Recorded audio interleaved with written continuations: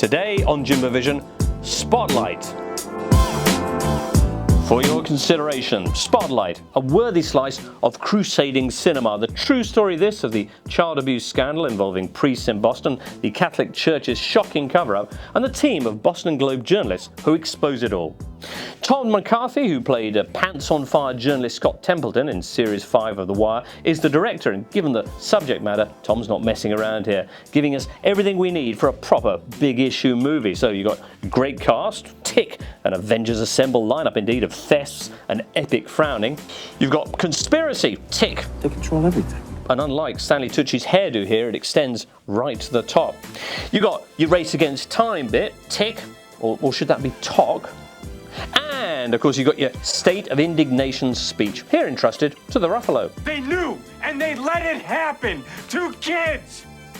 Okay?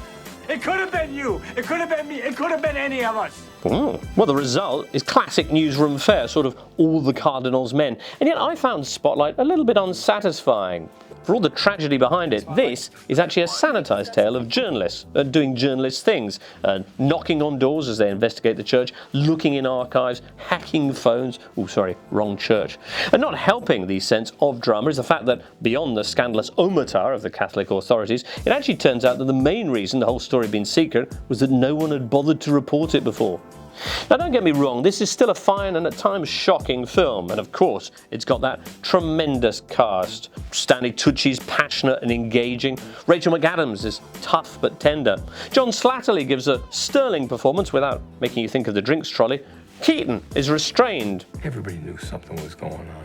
As opposed to needing to be. And as for Ruffalo, well, he gets mad, but at least he gets to keep his shirt on this time. Most of all, there's Liev Schreiber, who for me rather wins this act of as the Boston Globe's charmingly shy editor. I think that's the bigger story.